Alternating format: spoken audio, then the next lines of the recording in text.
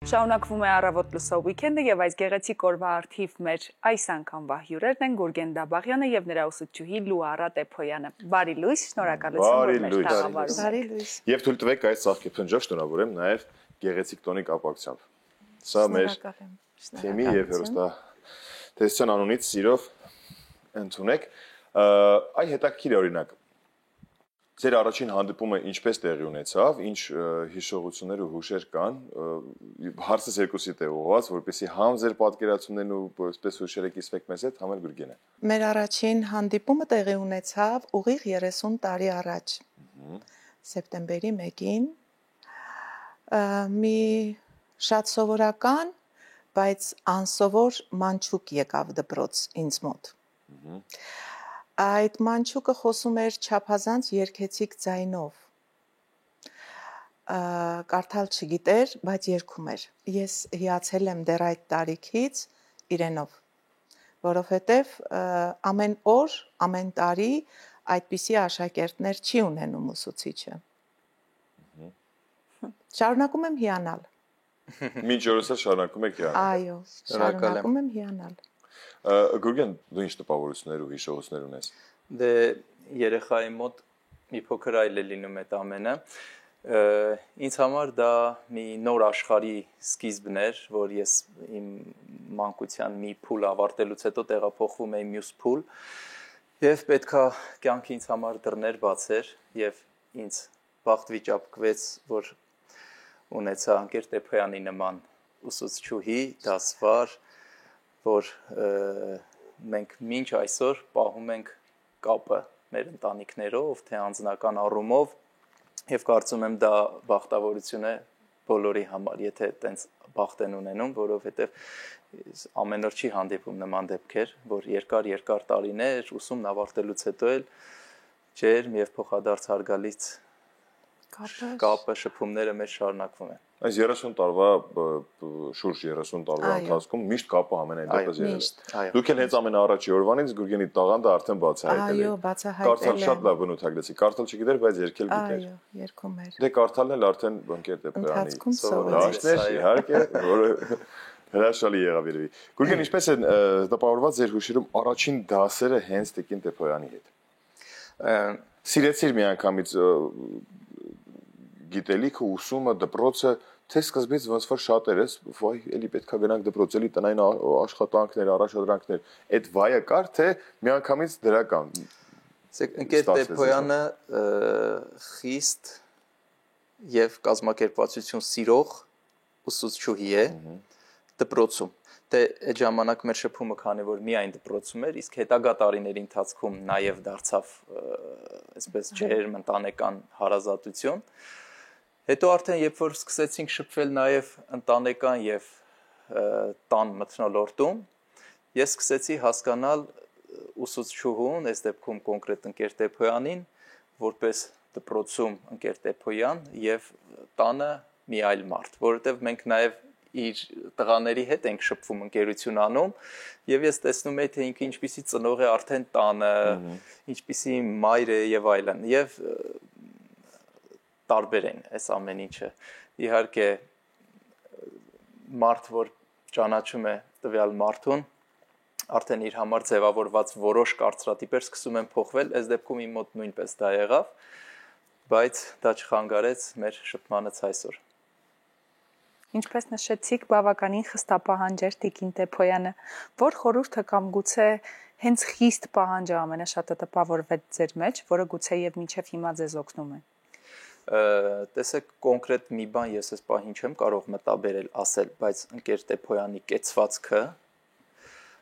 արդեն ասում էր ամեն ինչի մասին եւ կարեւոր բաներից մեկը, որ ինքը միշտ հավասարություն է դրել բոլոր աշակերտների համար։ Այսինքն ես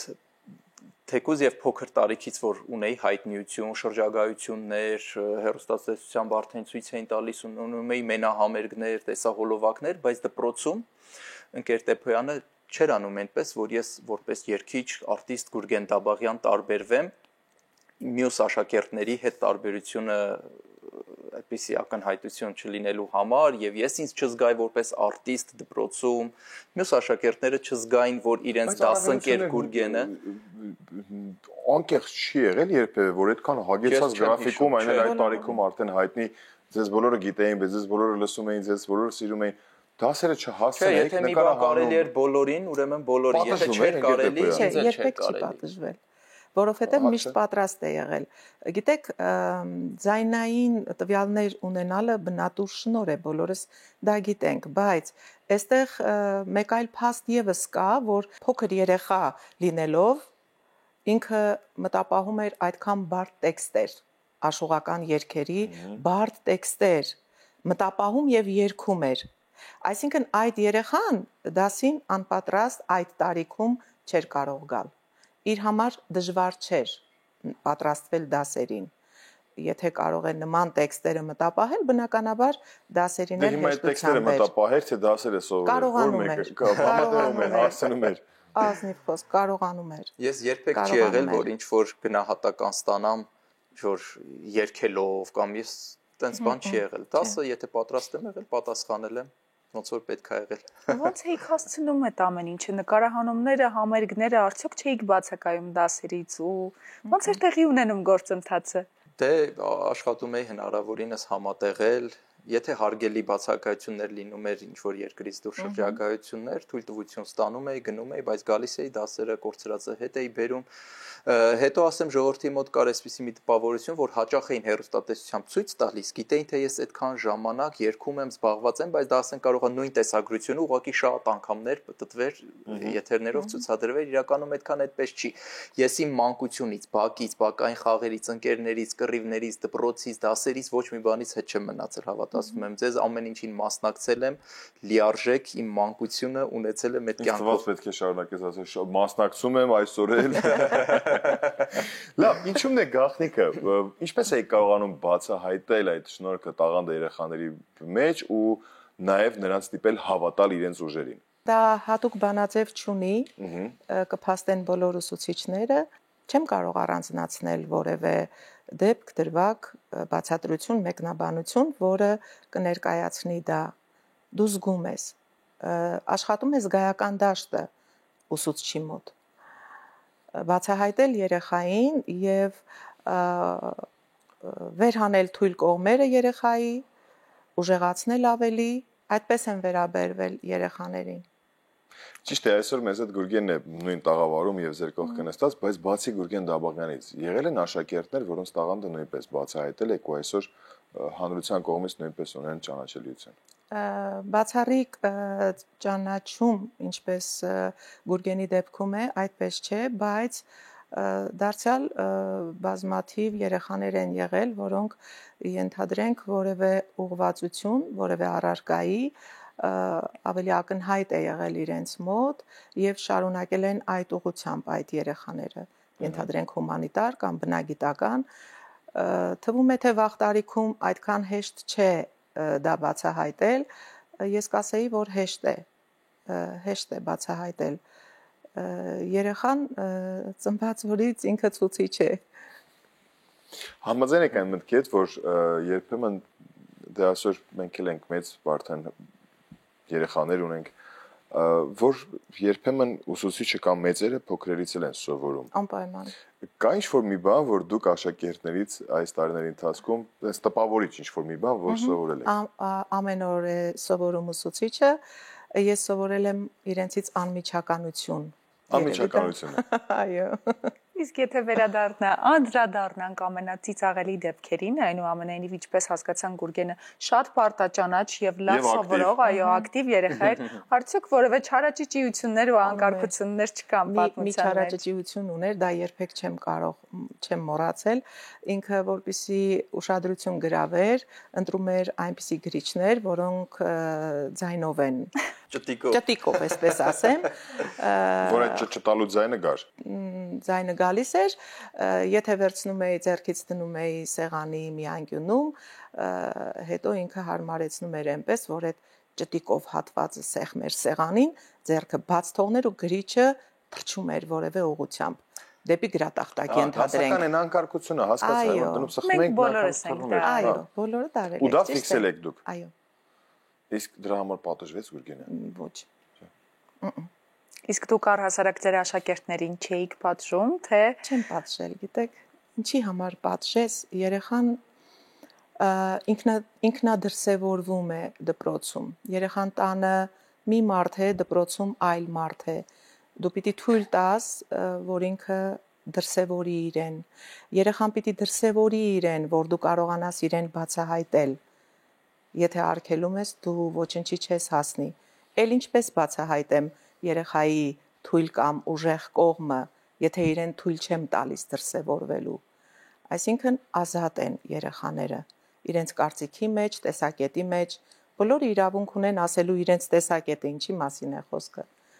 Անկամ ստեղծագործությունների շուրջ, գիտեք, որ թվում է թե ստանդարտ բան պիտի ասի երեխան, միևնույն է, ես միշտ իրենց հարցրել եմ, ասա քո կարծիքը։ Դու իրավունք ունես ասելու քոնը, դու պիտի խոսես, ասես քո կարծիքը։ Երևի ես դրանում հաջողել եմ։ միանշանակ։ Վստահաբար։ Մի բառով կբնութագրեք Գուրգենին, Տիկին Տեփոյան։ Մեկ բառով։ Ընդհանրապես մեկ բառով։ Ինչքան բառեր են պետք։ Մեկ չէ, գուցե 3, գուցե 5։ Տաղանդավոր, ուշադիր, հոգատար, սրտացավ, բարեկիրթ, ընկերասեր։ Ու շատանում են գնալով այդ բառերը։ Թվարկեմ ցանկը կարող եմ անվերջ։ Մենք վստահ ենք, որ կարող եմ շարունակել։ Գուրգենի դեպքում գուցե քիչ նշեցիք, վստահաբար ավելի շատ կլիներ։ Բայց նույնը նաև Գուրգենին է հարցը ուզում ենք ուղղել, ինչպես դուք բնութագրես Տիկին Տեփոյանին։ Բայց այնուամենայնիվ եկեք մեկ բառի օգնությանը դիմենք, ամենադիպուկն ընտրեք եւ Մեկ բառը դուք շատ եք սահմանափակում։ Այդպես արդար չի, որովհետեւ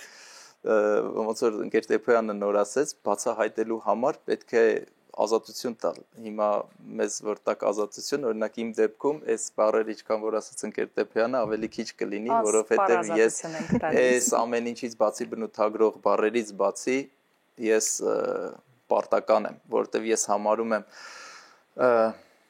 ինչպիսին որ ես կամ դրա մեջ այս պահի դրությամբ թեկուզ այսքան տարիներ անցել են դպրոցը արդեն վաղուց ավարտած եւ այլն ես ձևավորվել եմ որպես առանձին մարդ ես համարում եմ որ այդ տարիներին շատ կարեւոր մեր ենթագիտակցության շերտերում նստած սովորություններ են մնացել հենց դպրոցական այդ տարիքից, այն խոսքերից, այն վերաբերմունքից, որը որ ես կոնկրետ այս դեպքում լսել եմ ընկեր Տեփոյանից։ Դրա համար 1, 2, 3, 5, 10 բառը քիչ կլինի։ Ինձ թվում է շատ ավելի կարևոր բան ասացի, այսինքն հետք, որը քեզ ուղեկցում է քո ողջ կյանքի ընթացքում։ Միանշանակ ու շատ դեպքերում կարծում եմ դու էլ կփաստես, որ շատերս որպես աշակերտներ երկրորդ ծնողի պես ենք վերաբերվում ու ընկալում մեր ուսուցիչներին։ Շատ դերին ուղղակի կապվածությունը հիմնականում դասղեկի նկատմամբ է ավելի շատ լինում, որը մեխանիկորեն դառնում է ուզած թե չուզած որպես երկրորդ ծնող։ Քանի տարի է արդեն այս մասնակցության մեջ եք, ընկեր Տեփոյան։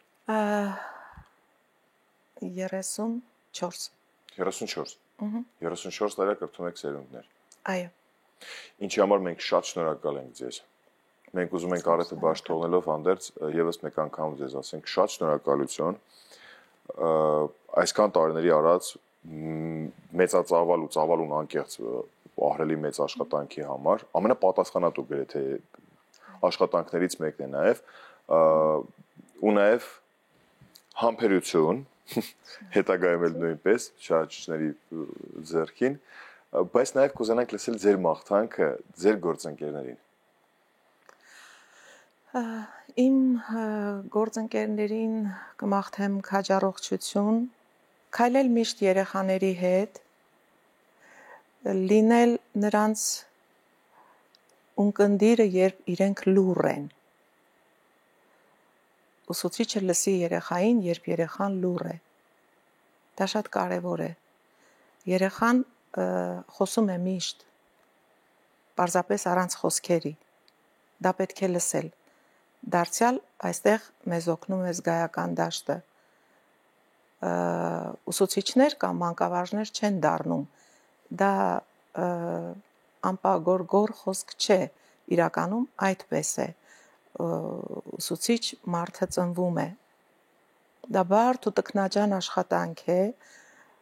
ես իրենց ցանկանում եմ ուժ, կորով, համբերություն, որ շարունակեն կրթել սերունդներ,